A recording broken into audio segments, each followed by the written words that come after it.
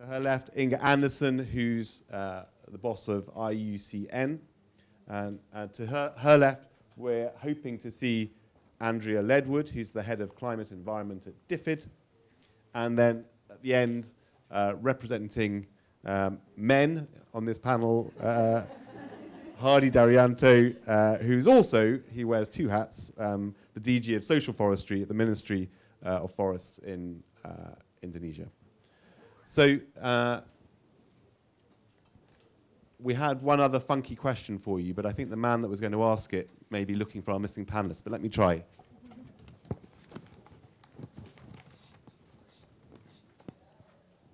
Can you hear me through this mic as well? Yeah. So the funky question is this, if I can get there.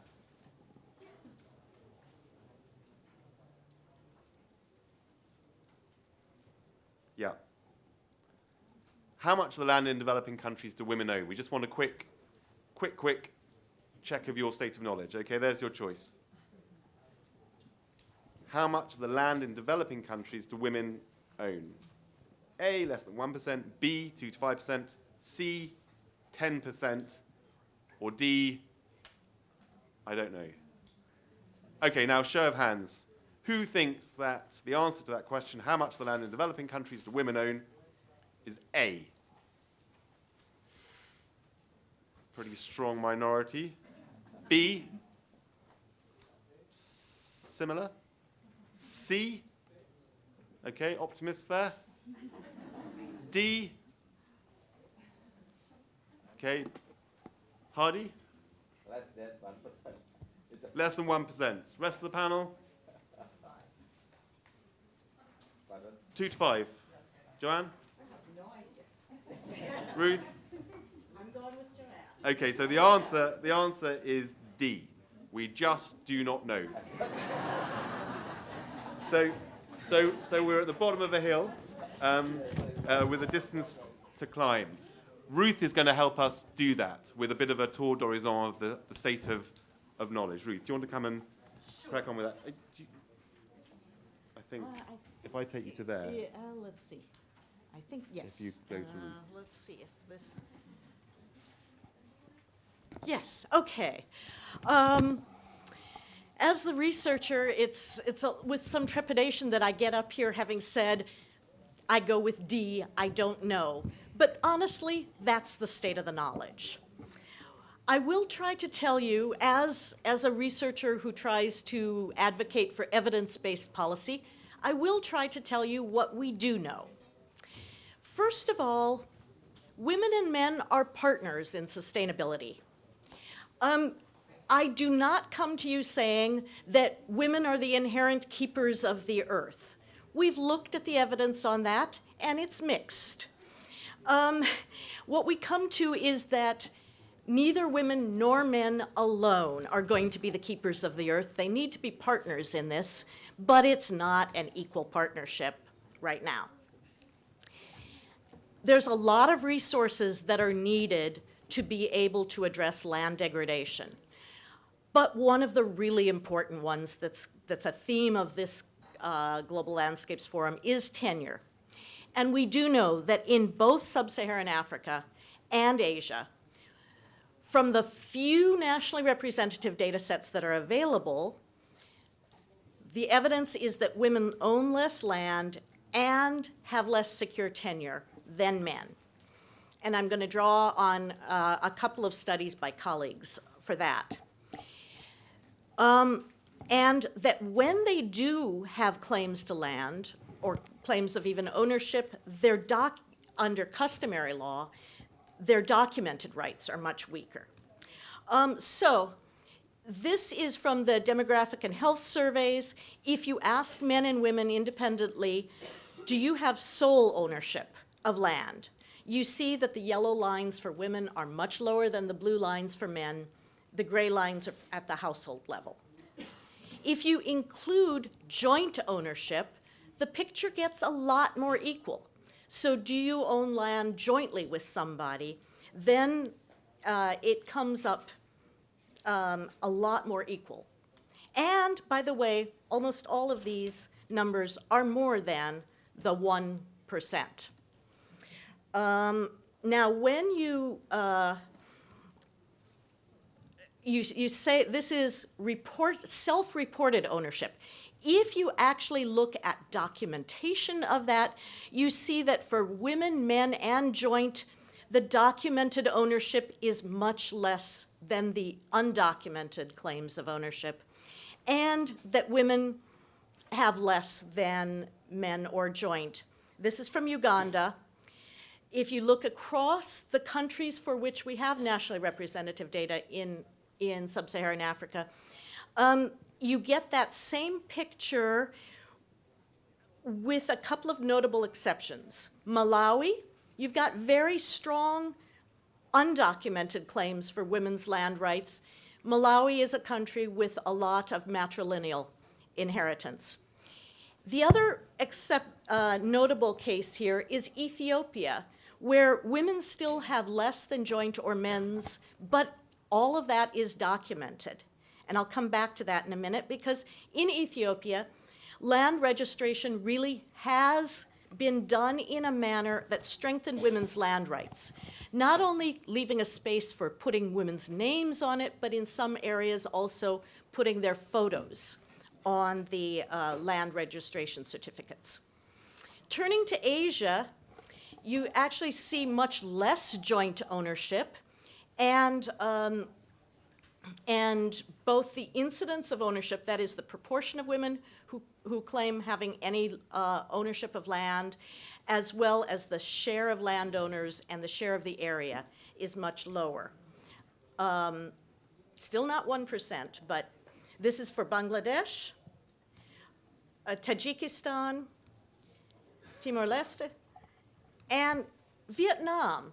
Here you see a little bit more equality. Again, Vietnam has had a gender-sensitive land certification program.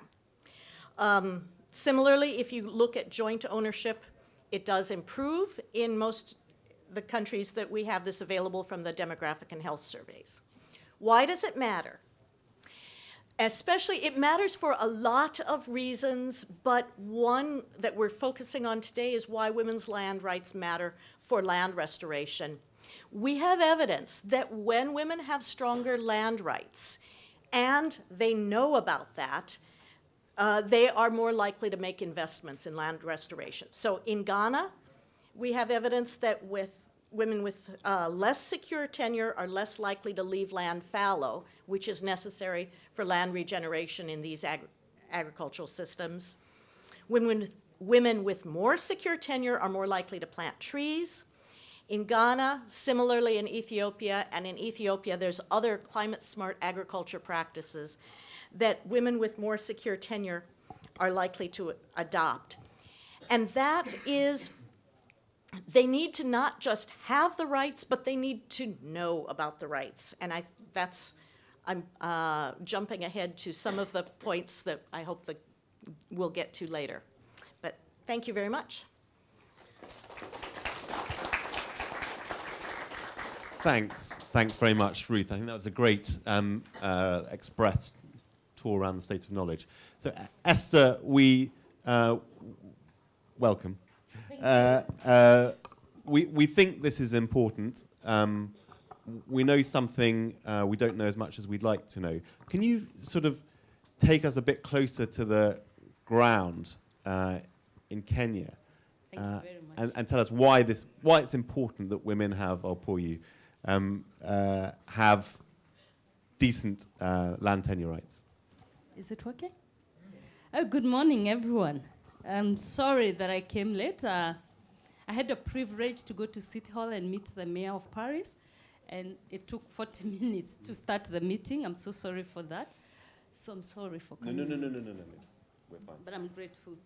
And my name is Esther Mwaura Moiro. I come from Kenya. And for the last 20 years, the only thing I've done as a social planner is working with grassroots women who live in poverty. Women who many of us often think that what they require is charity to survive. And often when we design programs and we design projects, we count them as targets for our own work. And within my own years of work, it has proved actually they are not. And most often they have solutions to what needs to be done. And we only need to be a little patient and give them the opportunity. And there is not many areas that you can prove that than when you want to speak to effective utilization of land, how to make land more functional, how to make land produce much more than it can. When we are talking in this space, we've been hearing about all the impact of climate change, and many farmers will tell you that production has gone down because of all the impacts. And so when we're talking about restoration of land, then it's very necessary that we bring people who have those solutions. And just like Ruth said, women will not invest in land that they don't consider that tomorrow they will have an opportunity to utilize. So having control of land and knowing that they can maintain that control over time is very important. The grassroots women that we work with, first, land is an identity, is a self-identity for them. That is the space that they consider, this is where I come from. Many of us who even go to live in the cities, every year we go back home. And we do not stay in Christmas in the cities. We go back to our rural areas. That is our identity. Many of the places that the women I work with, the only livelihood they get is working in those farms. So for them to restore land and to have it more productive is really a huge benefit. But what did we realize many years back? We realized that many of the legal frameworks, the policies that have been generated over years, did not have the experience of women in mind. In 2004, we realized that the women who had used that land for a long time, just because their spouses had died of HIV and AIDS, they were considered that they are the one who had brought this HIV. They were thrown out of their matrimonial homes. And many of them came to us and told us, you know, it looks such a big thing. And every time we go to communicate to the government, nobody tells the statistics of how big this is. And the women took upon themselves to go and actually account on the magnitude and the extent of the asset stripping that was happening. And that was the point that the government realized, actually, widows' disinheritance, orphan disinheritance was a huge magnitude. And it had impacted the contribution of the food basket at the household level. And I remember negotiating with a huge number of women with the then Minister of Land and saying, can we just have something that talks about widows and orphans in the national land policy? And it actually got there. We have a sentence that says that when we talk about access and land ownership, widows and orphans have to be taken care of. We never stopped there because we realized that actually a policy by itself may not contribute to any practical solution for the women. So we worked with many of the other actors, the National Land Commission, the National AIDS, the NAC, the National AIDS Control Council, that then had the mandate to respond to HIV, and we had developed this model of women who were protecting land disinheritance. They were called the community land watchdog groups. Today, they're actually in 8 countries in Africa. We developed them in Kenya, but the model has been replicated in 8 countries in Africa, where the women are actually not only waiting for people to protect their land rights, they're not only waiting for the legal framework and the lawyers to come and protect them, but they have actually started to watch and realized that they can become part of providing the solution. The other thing we realized that there are many people, women, who are moving away, looking for other places to stay because services are not available in the areas that they live. And for many people who do not have resources, or they have they do not have money to pay for private services, they rely on public services. Then we saw this whole link between public land and private land. And most people asked us, why would public land matter in the lives of the women? But we realized that was the problem in Kenya. Everybody called public land government land. And we asked women, what is actually this government land? And they went back to their community, and we supported them to do a whole investigation on what does government land mean and what does private land mean. They actually realized from their their own family lineage that actually what we consider to be public land was land that was given by each family. They contributed a piece of their land, so that land would be set aside to provide for things like school, hospital, cemetery, and all those kind of things. But what has happened over years, because we've called it public government land, all the people who have had power in our country have been able to use that land for their own personal use, because it's government land. Nobody cares about it. It's government land. Nobody cares to manage. And when we were writing the national land policy, we also were very conscious, and we made our government to actually appreciate they did not have an inventory of public land. And that is why it was difficult to manage in public land. And so more recently, we've supported grassroots women in our community to do a participatory model on how to develop a public land in their community. And we are glad to say that the current National Land Commission that was put in place only 2 years ago considers this to be the framework that we'll use. Now, what is happening in this? What is the link between the land that women use for their livelihood and the land now that they can safeguard and secure our public spaces?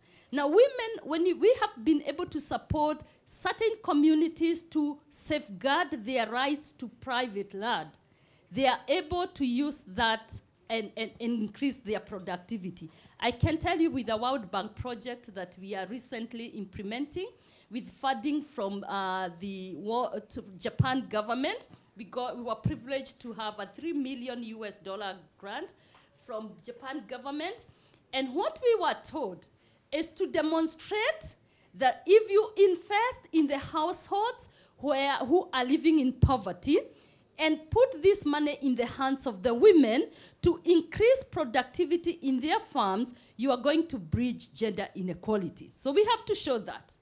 But we realized if then women are not accessing public service and they are taking 5 kilometers to go to the hospital, or they are taking 10 kilometers to go to look for another service, then the time labor that they have to spend on the land is not useful. So making a link with all this kind of land, and making sure that actually the women can also utilize land, account, and this is another point that we have also realized, women making a track record of what kind of investment they are making on that land.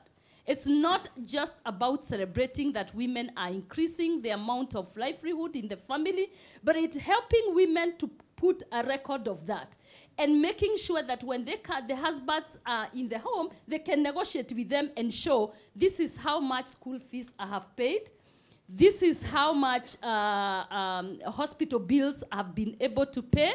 This is my contribution to this to livelihood. And what we've realized is that it has actually made sure when women have been able to utilize land properly, they first of all negotiated for joint titling when it's possible, and even when it's not necessary to have joint titling, to have control on when to use the land for, and actually to have the role to say, even when we die as a couple, who will get our inheritance right?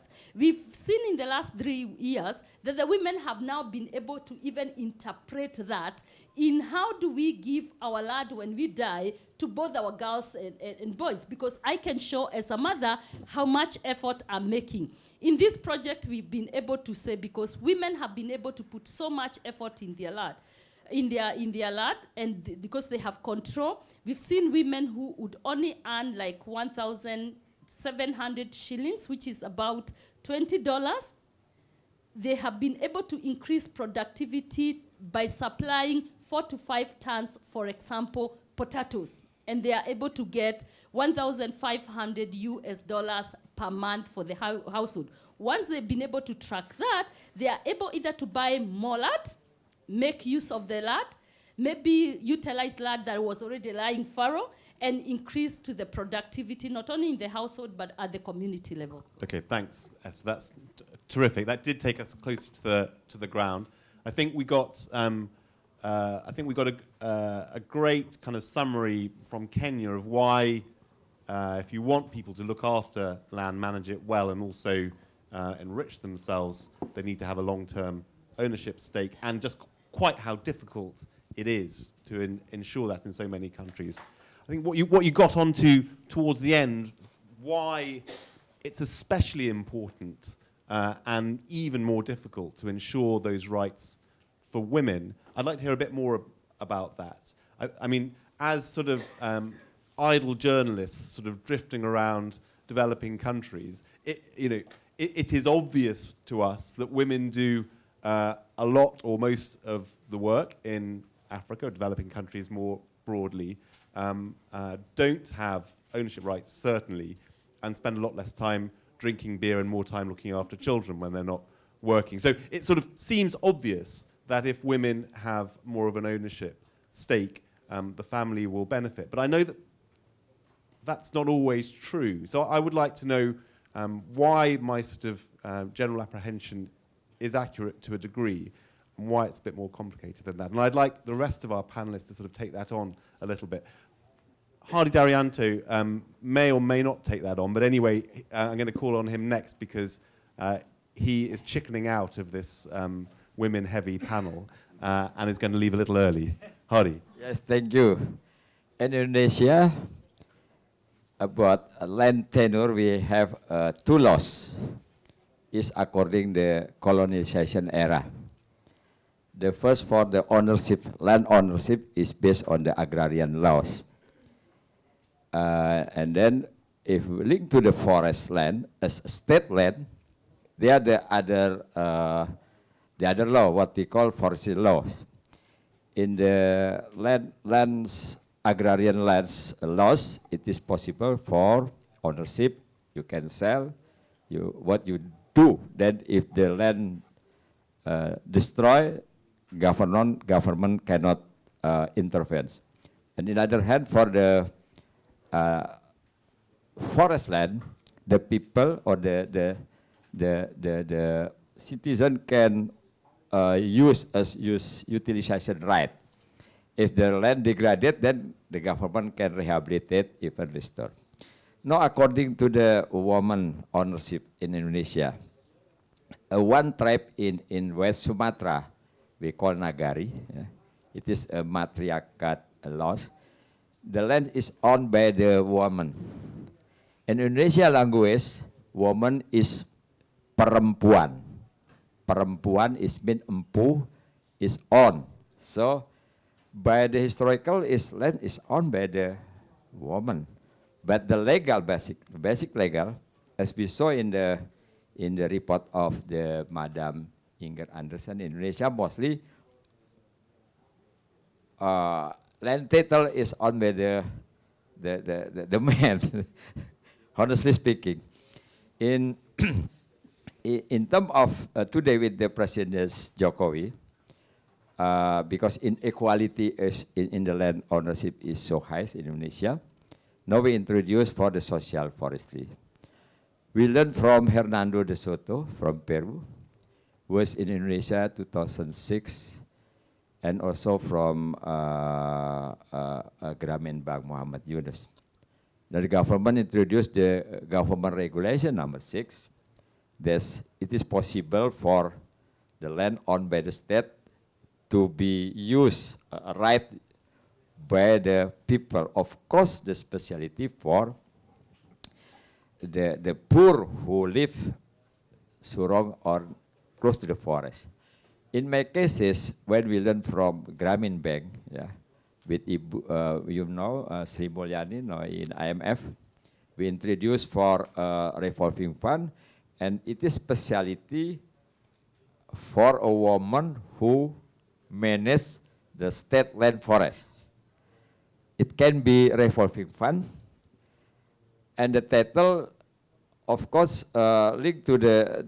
I mean, linked to the citizen who want to manage the forest land. For example, for the community rights, what Indonesian speaking indigenous community customary right, it's a community not owned by the individual, but the title for plantation, a small scale plantation, can be use right, can be owned by the or not owned, can be managed by the individual. Is also included for the woman. So it is what I can share with you. Of course, inequality in it look like same with the Kenya. It's land is owned by the state, was by the Governor General Raffles in the war with the Napoleon, because they need the tax. So it is easy to control. And the king and sultan in Java, they have to control the land, and the Dutch, the colony, they can collect the tax.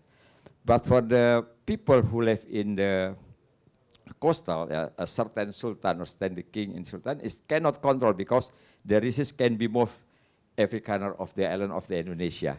So you can see, it's not so easy to answer if why the woman or why inequality the land ownership in Indonesia, especially for women or men. This from my side. Okay, thank you. Hadi, I'd just like to ask you one quick question. You can answer it briefly, because I want to make sure that I understood what I thought was a strong takeaway from your remarks.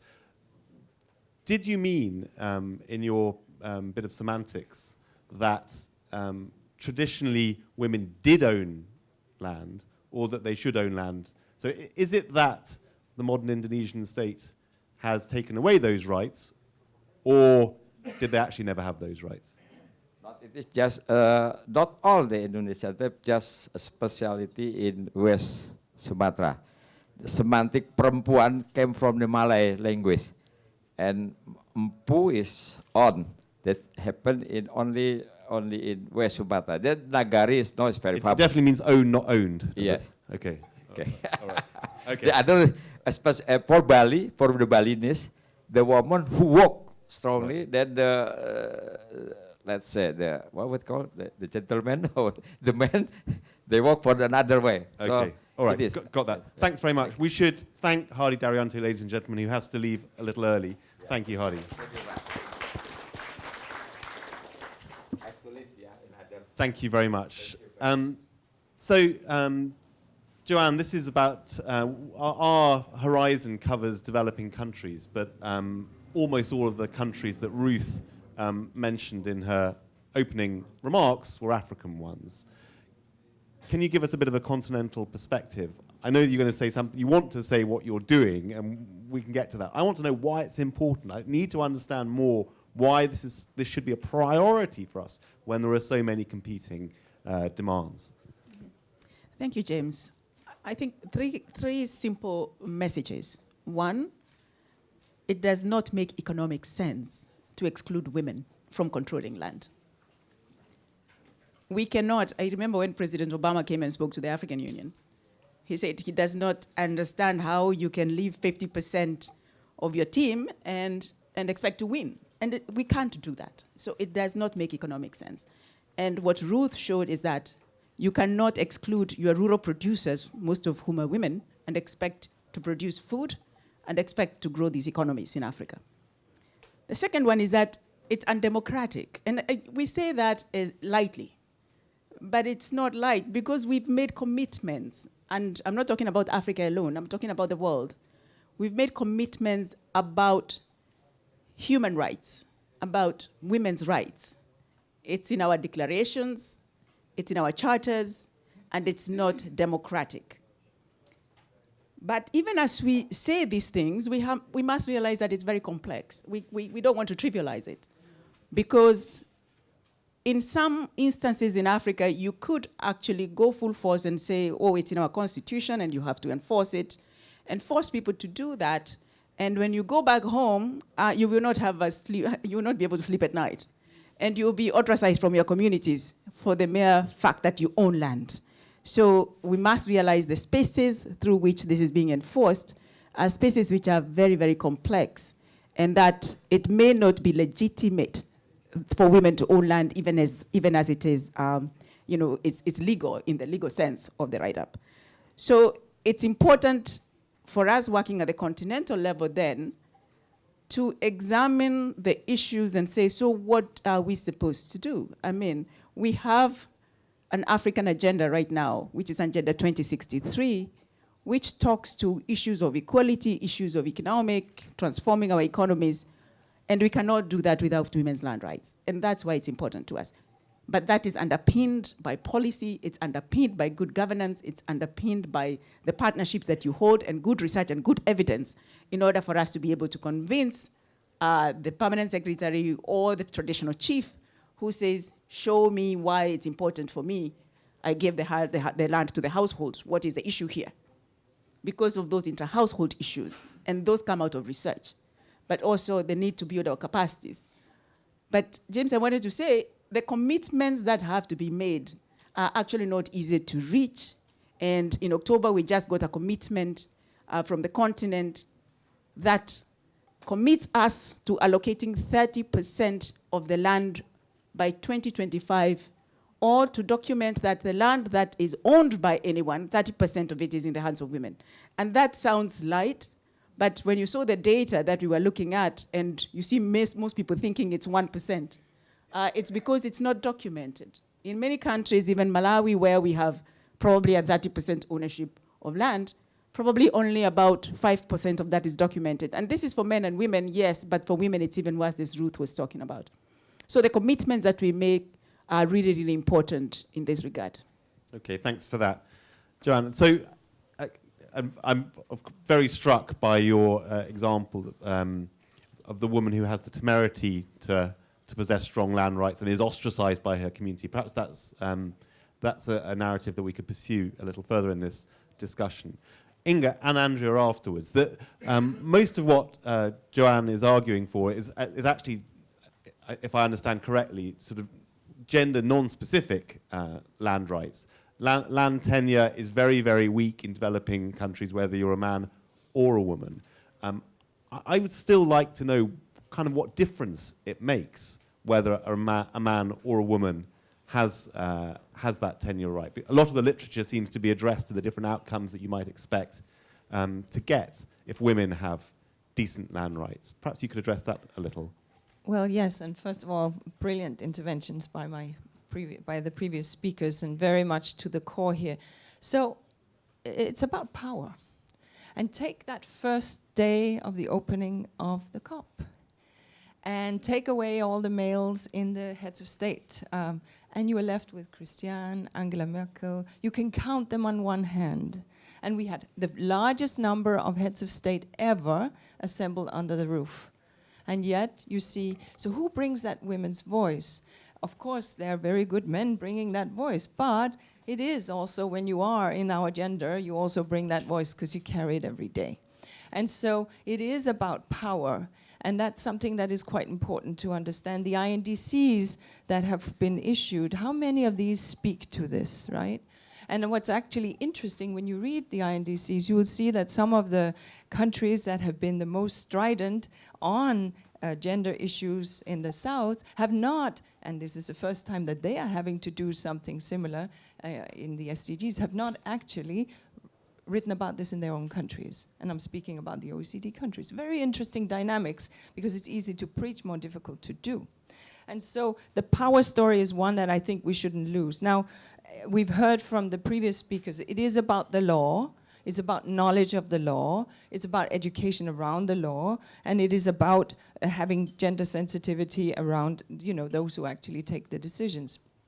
Your question about, okay, so in Africa, for example, and we heard from the previous brilliant two speakers, 43% average of agricultural labor is female. In Nigeria, 1%. We know 1% of the land is owned by women. So what does that do? Well, women are logical too, right? We are not illogical beings. So are you going to de-stone the field? Are you going to lay it fallow? Are you going to invest your muscle, your sweat, your blood and tears in this land that you don't know whether you will have the next year? Of course you're not. You wouldn't. No man would. So if you don't know that this is yours, what are you going to do? Can I just, what percentage of total land in Nigeria has got strong private Of course, over it? clearly there's a need for an overarching land reform in most of the countries. However, when we look at male-owned lands, I don't have the number on top of my head, it is much, much larger. I'm sure Ruth will have access to that knowledge and can reel it off. The story here is just that knowledge, as we heard from Esther, of the law is one thing. Even when you do own it, it can be socially quite detrimental to your standing. So there are so many aspects here. But we also know from research done by the World Bank, by IFAD, by others, that the moment that women do have access and legal rights, and the moment that half of your team is off the bench and on the team, you can see massive increases or decreases in malnourishment and significant increases in ag production. And that's at a time when we're faced with these four challenges. You know, we need to create greater resilience in a climate-changing world. Well, hey, it makes a great deal of sense to mobilize everybody in that regard. We still have, you know, 1 billion people malnourished and 1.3 billion living in extreme poverty. It might be smart to think about getting greater productivity on the land. We need to think about conservation. We're living in a time when we are losing species 1,000 times the natural extinction rates. Well, women are often much lesser user of heavy chemicals, are often much more doing agronomy, and so are also many times, and in large part because of poverty and because of absence of ownership, I have to admit, but nevertheless, these are facts. So these elements... Had they ownership and the same access to chemical fertilizers, they would use them. Could certainly be. On the other hand, it's also a large degree a question of the kind of subsidies we put on the fertilizer load, who has access to credit, etc., which is often men. Could, of course, be if you wave your magic wand, women are banked, have subsidies, have access, have rights, that one could pursue the same thing. That's why I go back to it is a question of power. Who are the ministers of agriculture? What is the prevailing discourse within those communities? It is a male-dominated, and it is a company or large-scale agriculture, and it is a agriculture input type setting. And moreover, women are largely providing 90% of the nourishment in the home. So women are the caregivers in large part. Women would like to see children grow. Women would like to see children have healthy diets. And healthy diets come, yes, from grains, but certainly also from meat and vegetables, which often are part of what women grow in vegetable gardens, not necessarily the large, expansive fields that are often mechanized. So these dimensions of home nourishment, better outcomes on climate and better outcome on species and conservation are actually very integrated right into the power structure that we see today. So legal issues matters, voice matters, and action matters, which is why the kind of things that we're hearing from my colleagues here on this panel is absolutely what it is about. These things won't turn over by themselves. They have to happen by example.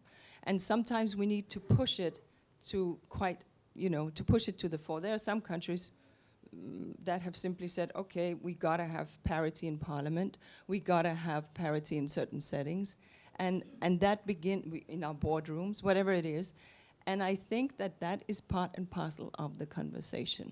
because otherwise, I mean, where have we come in the last 30 years in gender empowerment?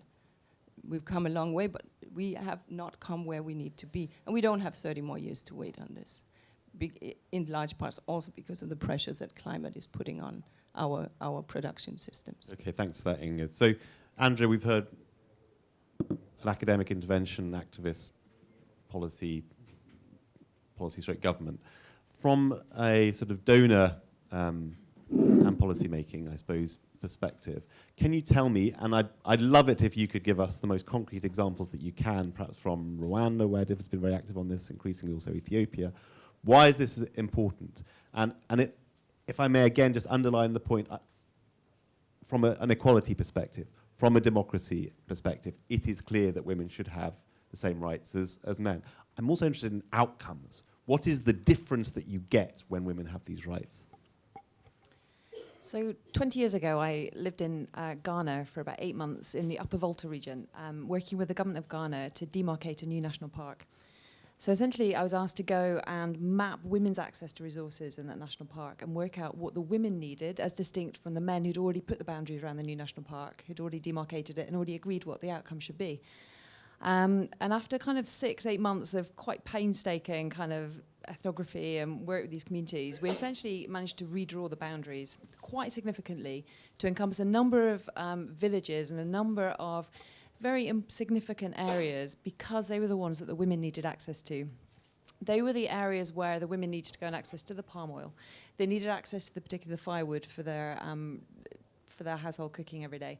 And what was interesting was the men who had previously been involved in demarcating the park had never thought to ask the women. They'd never taken the time. They'd never had the inclination to hear their voices and therefore recognized that they had fundamentally different access needs and fundamentally different priorities for this whole new national park. So it can be very fundamental in terms of when you listen to women, you lead to a very concrete outcome that is very different from the one that would previously have been there.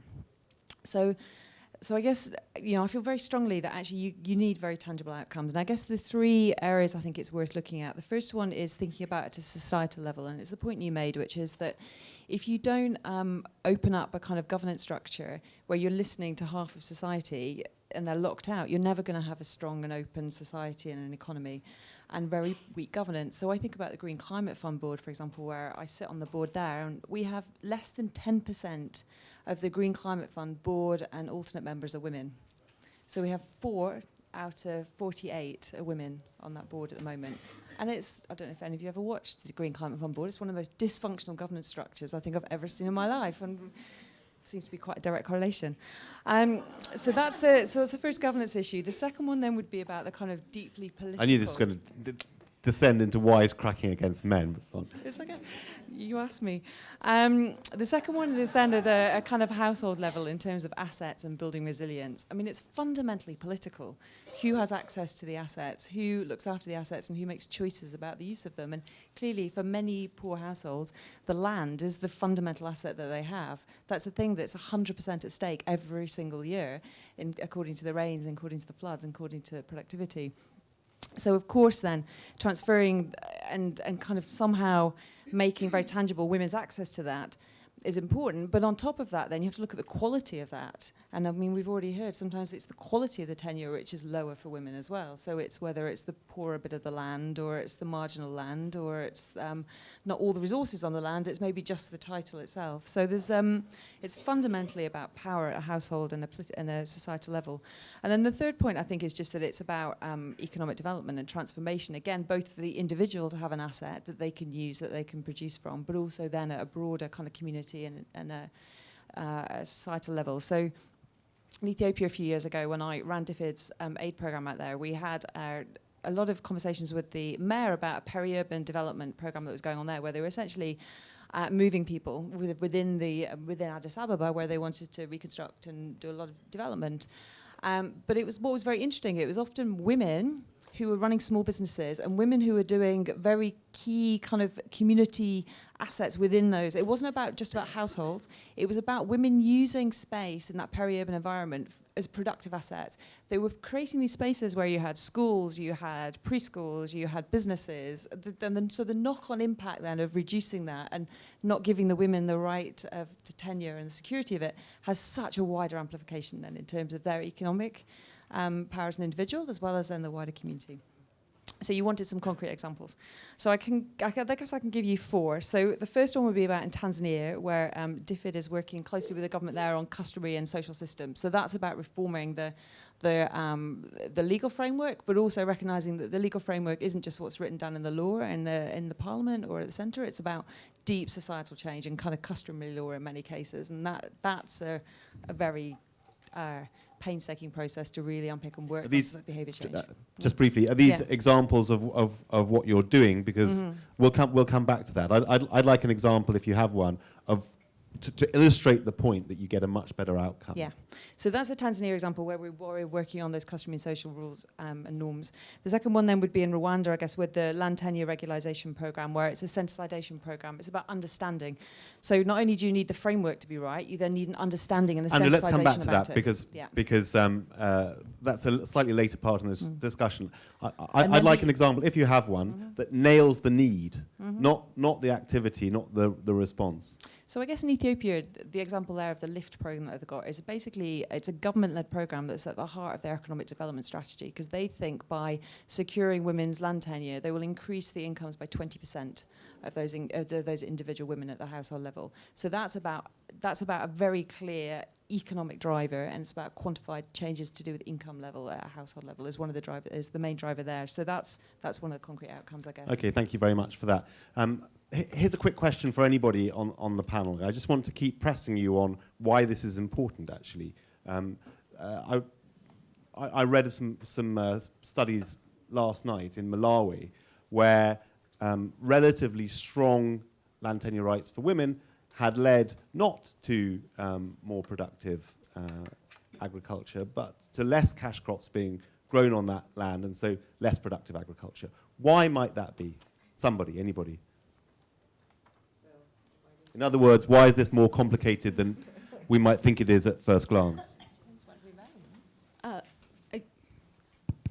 think it does. I think it's because it's not just one thing, James. You have the land rights and control, but you also have, if you think of the factors of production, it's not just land in it. You have capital, and you have technology, and you have knowledge. And all of them, together with land rights, then would yield the productive outcome that you're seeking. And so we can't just decouple the solution. And we have failed sometimes in doing so, where we thought in South Africa, when we address historical injustice by providing land away from white farmers, or in Zimbabwe to black farmers, that you would win the solutions that you seek. And then there was the economic outcome was not what we expected. And that's because we need a more comprehensive way of looking at things. So access to credit is not also just about securing land rights. I think Ruth would tell us that with the data, is that it needs to be coupled with the institutions that do provide the credit that you seek, and within programs that are more apt to smallholder farmers. So it's not your regular bank, you go and get your charge documents in that long process and get your loans. It's thinking about the smallholder farmer landscape and developing the tools or the products, educating banks almost, using mobile technology to get M-Pesa if you need to, coupled with the access to credit and with the land rights, everything coming together, we will do that. And here we are also talking about, when we talk about climate change and adaptation and mitigation practices, we're looking at very capital intensive, some of them, all long-term application of manure and others to increase the biomass and carbon in the soil. And you're looking at these long-term, and that's why the security of tenure becomes important. So you can't also say, oh, security of tenure is not important, let's approach it from fertilizer or from manure or other areas. It's all together, and it all has to be looked at in a very integrated manner. Okay, so Inge, come to you, but a question, if you like.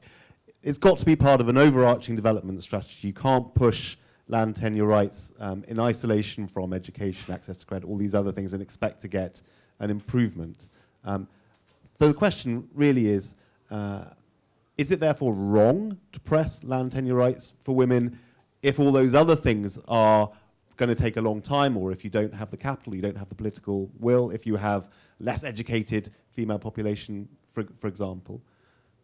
The answer is no, but don't hold them accountable for not having improved their productivity. You can then look at what it has addressed in terms of empowerment and in terms of other areas. We cannot say, let's wait until everything is perfect. No, you have to start somewhere. But actually, most people tend to address those other issues faster than they address the issues of land tenure, because it's a lot more complex. And you get perverse outcomes such as that one in Malawi. Absolutely. Ruth, do you want to comment on that? Inga, then we'll come to you.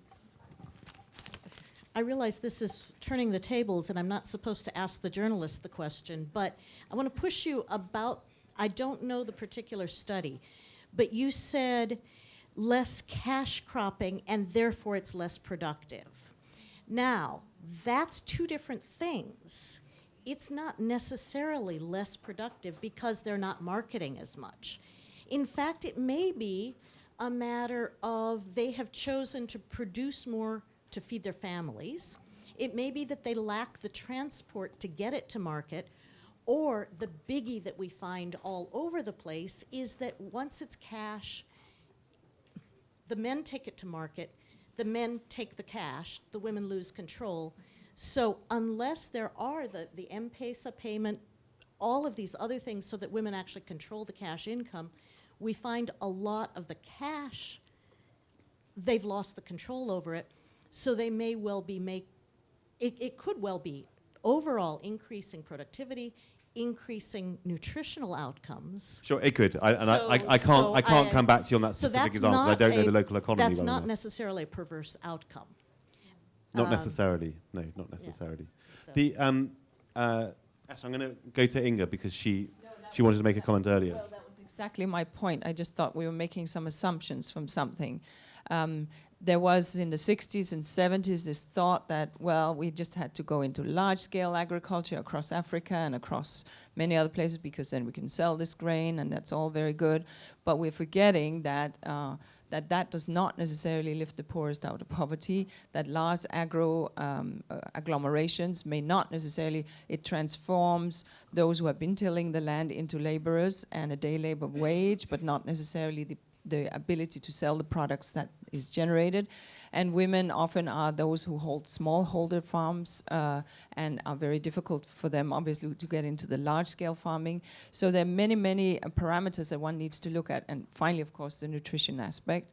Women will always try to, I think, when we talk about smallholders, to grow vegetables and other things that are immediately of use for family nutrition. So all of these things need to be looked at. So this entire panel will push quite a lot against this question because it's the wrong question to ask at Why? this time.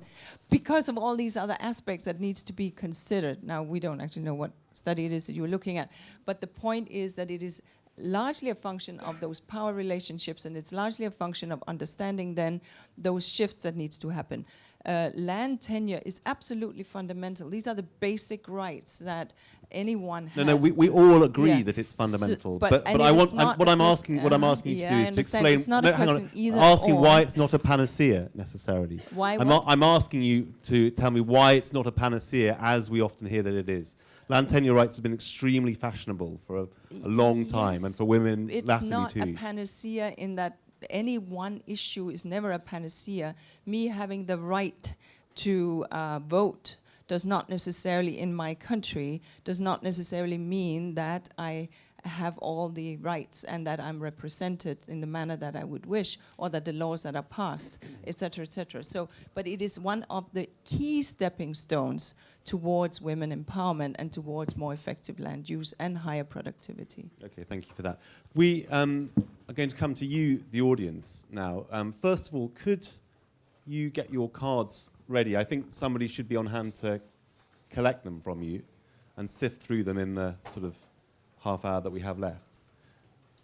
And now that's in process, could I urge you to give us any questions or comments that you might have on what you've heard so far or on the topic. And I hope that we have a microphone. Do we have a microphone to hand? Yes, thank you. So there's a lady there and gentleman in the far corner. Do we just have one mic? Can I just say something? Yeah, Astill. Well, okay. If Yeah, it could be quite short, please. Yeah. I think it should not be negotiable if women should access and control land. First and foremost, it's a right that has been denied. And I think before we do any other analysis, what is its economic gain? What is political gain? I think we need to first of all say it's a right that must be guaranteed. I think you're preaching to the converted. I mean, I think that's understood. I don't think so. I don't think so. Because you are not the only one who has that message. And no, come on. Sorry, I have no. We're going to move on because we're going to get. No. I have no message. DFID. Okay. No. Let me just say that I heard from the DFID that the government are seeing it as an economic opportunity to provide land rights to women. It is very important. But I think that should not be the reason why government should be eager to give land rights to women. They must first of all see it as a right and then fulfill all the other things. Because women, we cannot be the vehicles for providing economic value for our country. We can justify that. I have justified that with the project we are doing. But I think fundamentally, the women's land rights is a right that I think all states must guarantee, and that all states must see it as the ultimate, which drives their way to reform land and do other things. I wise words, well spoken. I would just point out that there are two parts to this conversation. One is about honouring a right, which I think we all recognise as being non-negotiable and fundamental, but also it's about the real world. This is a conference about landscapes. What is the effect on the real world when those rights are strengthened, which is a passage that we think we're all pushing along. Questions? Yes, lady there, I'm sorry. Yeah, it's a comment. Judith Kamoto from Malawi. I've heard a lot about Malawi being mentioned. Are you from Malawi? I am from Malawi. And we did a study for a USAID-funded project called Protecting Ecosystems and Restoring Forests in Malawi, in short, PERFORM. And it was a gender assessment study. And I hear a lot of assumptions that in countries like ours, where we have matriarchal society, it's believed that women have rights to land, but it's not the case. In our study, we found that it's just the same because we have two systems, patriarchal and matriarchal, and this project is in both areas. And in both sets of districts, it's not the case. Women still don't have rights to land, and decisions to plant trees and do other things like we are discussing now is still an issue. So sometimes it's when you hear about statistics in Malawi, you feel like, oh, I'm being misrepresented there, but this is the reality that women also need such rights. Thank you. Okay, thank you for that. Still a big problem in Malawi then. Yes, gentleman in the back. Thanks, James. Alan Nichol from the International Water Management Institute. I wondered, okay, the debate sounds a bit clunky, right? It's about women and land. I mean, come on, we have to unpack this a little bit. Surely we have to also consider other resources in relation to land, water being one very important resource for productive purposes. But secondly, which women are we talking about here? You know, is it as simple a category as women and land, or are we talking about, you know, the nuances, the differences, the hierarchies within communities. I'd like the panel to reflect on some of these kind of nuanced issues, you know, the bigger picture. It's not just about these two very simple categories that we bandy around. Thanks. Okay, thanks. Let's take one more question because our time's going to get squeezed if we're not careful. Woman here at the front, yeah. Thank you. Anna Locke from ODI. From what I'm gathering for the main arguments here, there's the about women's land rights. It's the moral one about equal rights. It's the economic one about incentives for investment, and the social one about influence over expenditure and how that can lead to better outcomes. What I'm getting less strongly is the link to the environmental outcome, and I suppose what I found really interesting was this discussion about, you know, actually, if we did transform power relationships and women had access to equal rights as we all would like to have it, would that actually then transform women's relationship with land? So can we assume that women are sort of guardians of conservation, or are there things that we need to also be thinking very carefully about in that transition?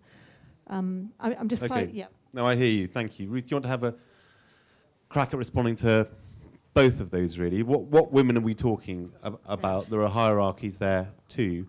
And then I think it's actually the same question I've been ramming away. What are actually the implications for the environment? So we did two parts on that. One is we did a review, and I'm happy to provide it. It's in the annual review of environment and resources on gender and sustainability. We were commissioned to say, and we looked at the literature.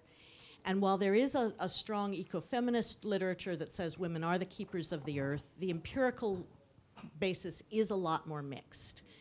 In many cases, women are wanting income for their families and say, we'll migrate once the resources are depleted.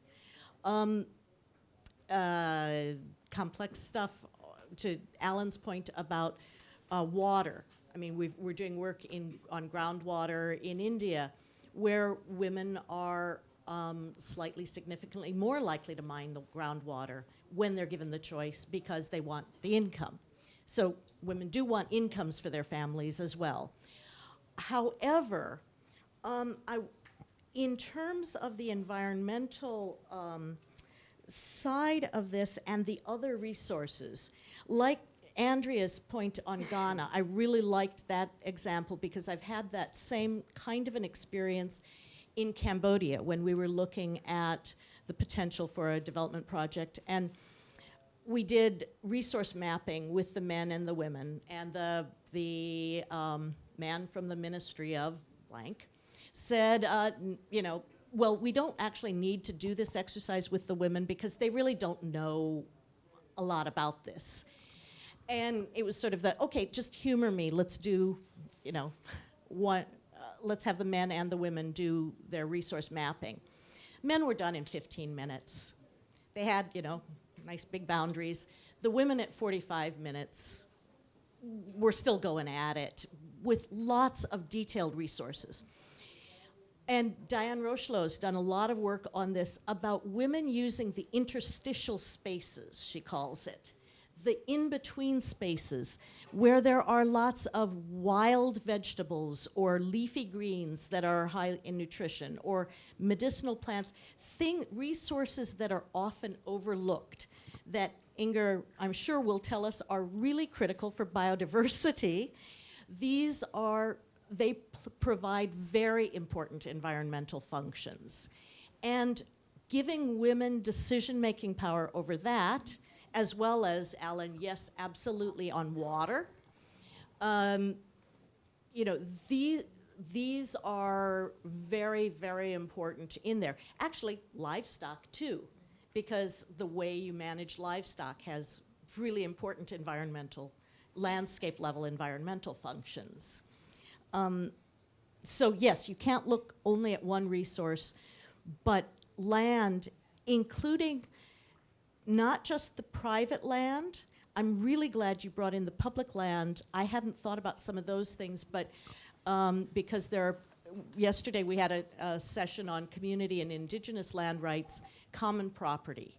is really important, and that women have voice in how the commons are managed, and that the commons are recognized, because that is also really important. And that is very much about societal change, all those other things. It's not something you can change at the land ministry or whoever's. No, but it's partly a matter of valorizing these other kinds of outputs, so that we don't just measure the productivity of the land in terms of marketed cash values, but some of these other, maybe small volume but high value, like the medicinal plants. Once the medicinal plants are harvested and shipped to Germany and sold in an Ayurvedic store there, they're suddenly very high value. But when they're actually, consumed by people in the household who are sick in the poor country, it just goes totally under the radar. That's interesting. So do you think that the communities in which these women live are undervaluing what they do?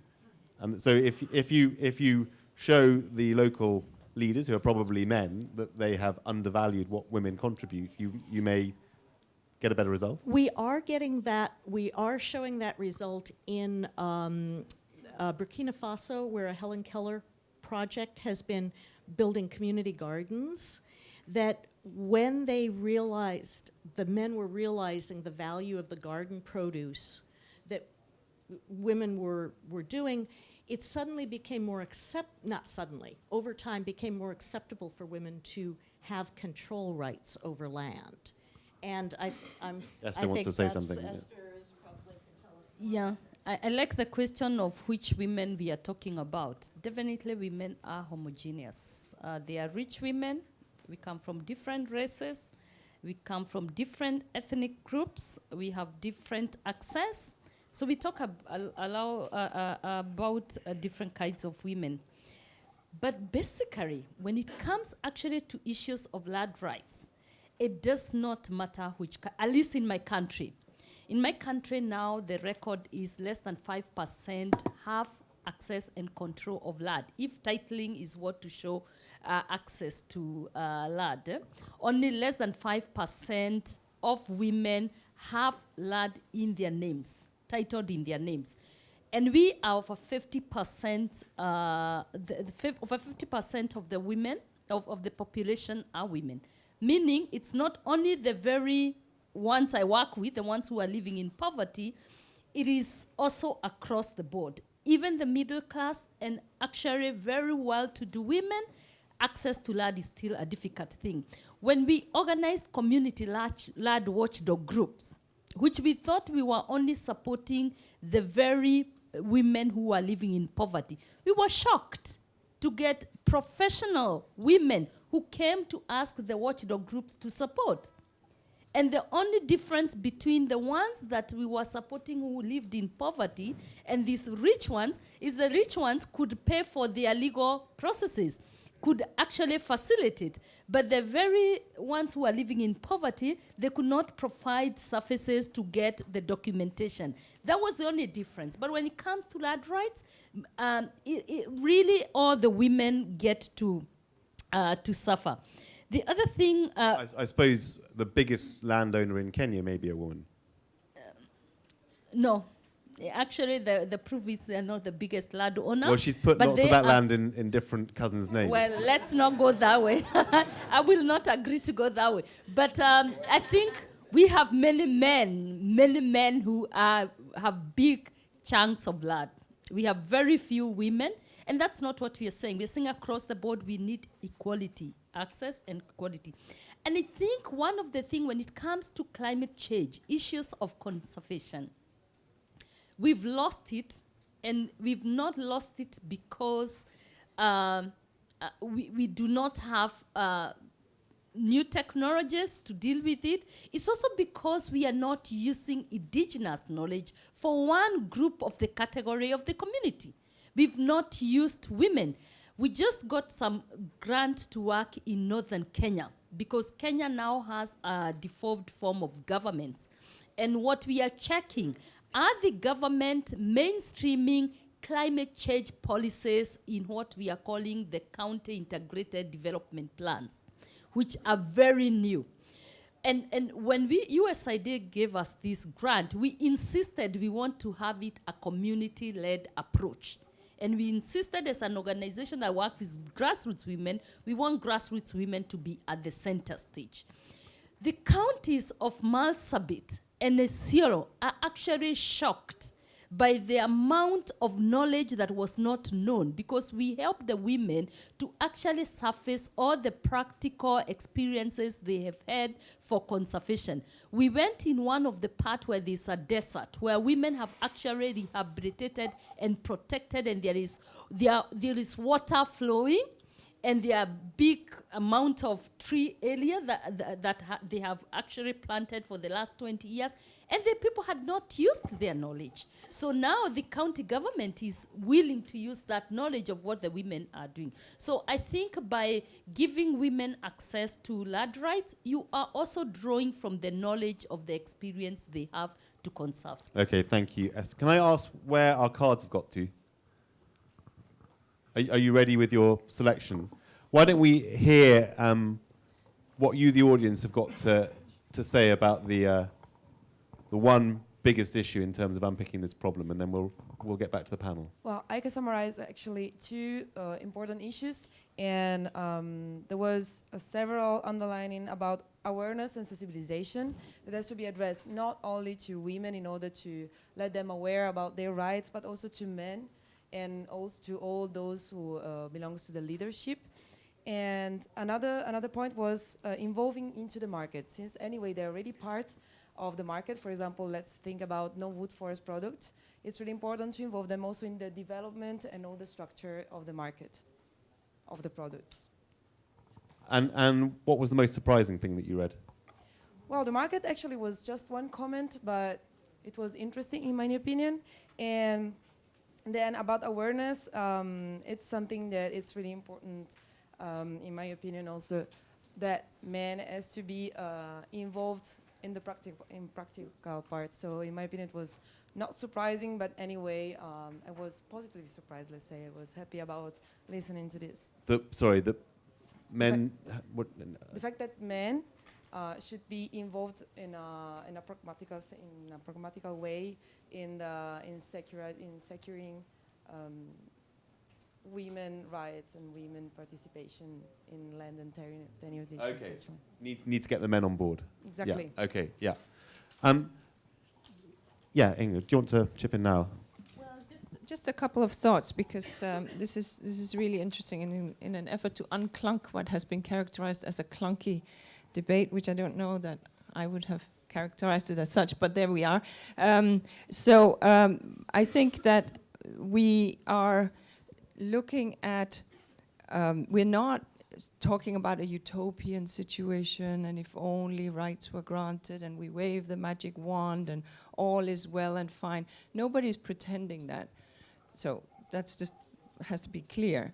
There's some fundamentals which we dealt with in the first part that everyone agrees has to get done, clear. So imagine that those fundamentals, what's a counterfactual then? That's what a couple of questions were. So now we have this magic understanding that societies are stratified, all this ABC stuff that I think we all understand. Nevertheless, then the question is, would the world be different? Well, hey, I can't answer that. But I can say that what we have so far hasn't worked particularly well, hasn't optimized agricultural productivity, hasn't dealt with malnutrition, hasn't optimized water usage, etc., etc. And so the situation around conservation, women as the conservation activists on the ground, I think it's very real. One that we see from International Union of Conservation often, because women are often those that farm the margins. Women are often those that take care of those places where the pollinators multiply. Basic pollinator service that you need for everything and anything. But they are on the fences where the wildflowers are, etc., etc. Not the things necessarily that large-scale agriculture, industrial agriculture care for, and yet is absolutely critical. We are, by the way, seeing in some parts of the world the disappearance of pollinators, and pollination then having been to be done either by hand or by mechanical means, and the cost is astronomical. So taking care of those things while we do the other stuff becomes important. And the last point would be around just giving you, since you're looking for examples and thinking around this, and I'm trying to put it in context, since we're here at COP21. So we have seen massive cutting down of mangroves because people are poor, they cut them down, etc. And we've seen, especially in Southeast Asia, developments right to the seashore. IUCN have been working with re-establishing of mangroves in a program called Mangroves for the Future. And many times it's the women that take this on because it's not particularly income driven, etc. And so women are willing to protect their homes by re-establishing mangroves. But what we see, the moment you establish mangroves, women say, well, now we can create crayfish banks. So you start, but I borrow some crayfish from you, and I start my own, and then I lend on, and this whole, so then there's a sideline of income that also enhances nutrition and enhances, obviously, household well-being. So the point here is that the nature-based solutions, some of these solutions, without being naive and without being utopian, are very real. And oftentimes... Why is that true of women, but it wouldn't be true of men? Because men are often engaged less closely to the immediate nutritional needs of the families. And so men are often engaged, right or wrong, good or bad, I'm not passing judgment, in a cash-based economy. And so forest products, forest-based women derive more than 50% of their income from forests, men around 30. Why is that? That's not because women are better and men are worse. Men are also outselling their labor and their muscle. It's just that there are different differentiation, and so it's not a clunky discussion. It is a stratified situation, but we need to understand by empowering women, they will come up with these ingenious things that the rest of us couldn't have thought of that will enhance income for the family. Thank you very much. We're going to end in just a few minutes with, I'm going to ask you, the panel, the same question that the audience has asked. And I'm going to expect you all to come up with a snappy answer. It's complicated, it's a complicated world, but if there's one thing that you would address head on or unpick, what would it be? But just before we get there, can we just do a little bit more to characterize the nature of the effort as it exists? Inga suggested that we're not being terribly successful. Yeah, Andrea, you're going to have that opportunity. What by and large is the nature of the effort to push land tenure rights for women? Andrea and Ruth, you can have a crack at this too. So I think one of the important frameworks we haven't talked about is the SDGs, so the global goals that were agreed back in September. And property rights and land rights are within those. And there is a new global donor panel that's trying to work through what the indicators might be for that and how we actually measure that, in particular with the gender lens. And that's really important. We're chairing that to start with, but it's really important because if you can't measure it, and there's a valuing of the measuring, and then there's an incentive set to actually program in that area and to start driving the change. And then you start to be able to tell the stories that you're asking for about the kind of causal chain about what happens, then what happens next. So there's the kind of the SDG point, but there's also a kind of private sector point. Sorry, can you characterize the nature of our efforts? So is it mostly large scale, small scale, regional, national? Whose efforts? Globally? Yeah, these things go in fashions. What do you see as being the main nature of efforts to push well, I mean, rights of women? there's a big global effort now with the SDGs, set a whole new global framework in which we're trying to embed land rights within that. So much more political attention at a global level. There's much more political attention. Part of it came out of the G8 back in a couple of years ago when the UK were chairing. It's come through the G7 this year, and it'll carry on through the G7 next year. There's a huge push there on kind of transparency and accountability around land rights. The second one, though, is the big driver around the private sector, who are investing in many poor countries. And they're investing, and one of their main concerns is around water. Water scarcity in particular is a huge concern for them because, particularly whether you're Coca-Cola, you're Pepsi, you're Saab Miller, essentially you need access to water resources and you need to manage it properly. And you also know that that's where your potential point of conflict is with the local communities.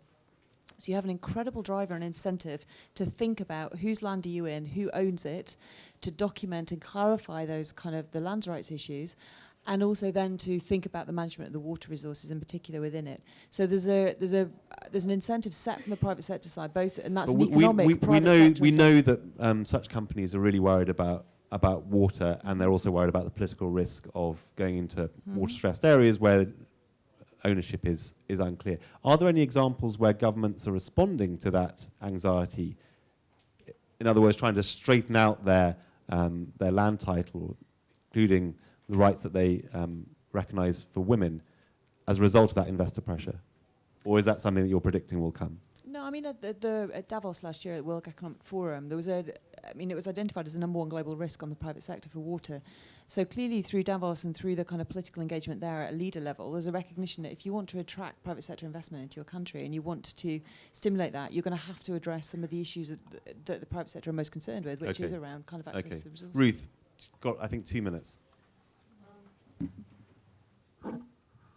Sure. I think our emphasis, we're coming around to the idea of gender and assets being a focal point for all kinds of development, that the ability to engage in most types of development, especially sustainable, depends on assets.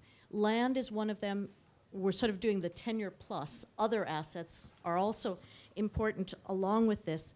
But what we have come to is, rather than treating it as separate men's versus women's assets, we're really pushing for looking at jointness of assets, strengthening women's rights within marriage and inheritance, so family law in that, as well as land law, but also not trying to make it a zero-sum game, recognizing the importance of working jointly within the household, and also jointness of assets at the community level, and strengthening that and women's voices within that, because a lot of the resources that women really depend on go beyond the limited household or farm boundaries. As a very short summary. Well, I think that's an excellent answer. We've got 3 minutes left. So you've got a bit less than a minute each to say what is the one big thing that you would press if it was the only button that you could press. Same question that the audience answered. Andrea, do you want to start with that? And then we'll just go down the line. I have to say, I think measurement and data and analysis is the heart of it. Actually, if you can't measure, you're not doing the typing, you're not kind of doing the walking around, which they did in Rwanda. The basis of Rwanda's program was going around and literally walking the fields and demarcating and making new maps. If you don't have that titling, it's the heart of all our forestry work. If you don't have that, you're not on a solid foundation to start with. Okay, thank you for that. Inga? Just very briefly, we're living in a time of crisis. Everyone knows that. That's why we have COP21. We need to think of nature as an ally in resolving that crisis, and women as enabled actors with the agency to help making that happen. These are the two things. Work with nature, work with women. You can't do it without either. Right. Okay, so it's an approach rather than a particular policy. Yeah. Joan? Yeah, it's action, because we have the commitments already. And I like the data one, so I wouldn't talk about that. But I think what we are looking for us to get to 2025, 30% allocation of women, of land, it's for women, it's not easy. So we are looking for governments to actually commit to no programs that touch on land, unless it is in areas where there's a commitment and a move towards that 30% allocation. Any new program that is going and being rolled out right now, we are looking to say, the government will say, well, show me how you're going to achieve that 30%. Or it needs to be based, and we are calling on development partners to do the same. So that if you are rolling out a program somewhere, if you don't see that 30% allocation or a move towards that by the end of the program, we are saying, please don't go there. It's not going to work. So holding governments to commitments that they've already made. And our development partners. Thank you. Okay. Esther? And I think for me is that it's clear, and I've been here for a week and a half, and what I was doing is facilitating the 2015 UNDP Equator Initiative Award winners to share experiences. And what for me is very important is the amount of knowledge that communities have to sustain their livelihood and to protect environment. And what would be very important is actually to invest in understanding what are the community innovative practices to access land. What are community innovative practices to sustainably conserve natural resources and scale that? That I think it's necessary. In terms of data, I think what the missing gap, data is very important. The missing gap is who collects data, who analyzes this data, and who keeps this data. And I think it's so important that women, particularly those who are living in the situations which we want to address, becomes part and parcel of collecting data, of analyzing data, and keeping this data. Because only then can they be able to influence policies with every government that comes every 5 years or every 4 years. So broader empowerment of women, including in the institutions of the state. Yes, but also having very formalized and practical relationships with researchers, with donors, where they are predictable relationship. It's not just going there and asking women to give data, and then this data is never in their hands, they cannot influence. It's really having predictable and effective way of working with women so that they can be part of collecting the data, analyzing this data, and keeping it. Thank you very much for that. Ruth, you get the final word. Oh, boy. Well, I love it that everybody's stressing data. I'm as a researcher, and I like your point about the partnerships on the data. So I won't, but I think the implementation side of it in terms of legal literacy, community-based legal assistance, this kind of engagement is also going to be part and parcel for seeing through any kinds of reforms. So I like the whole global to local spread we've had here. And if there's one thing that you would push above all others?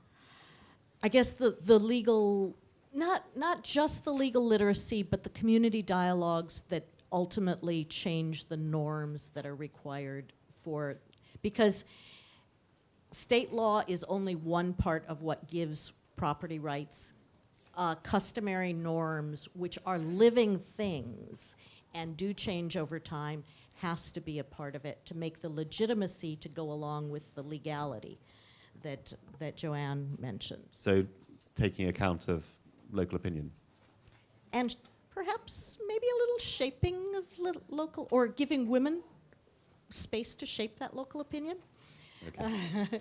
Thank you very much. Ladies and gentlemen, will you join with me in thanking our terrific panelists, Ruth, Esther, Joanne, Inga, and Andrea. Thank you all.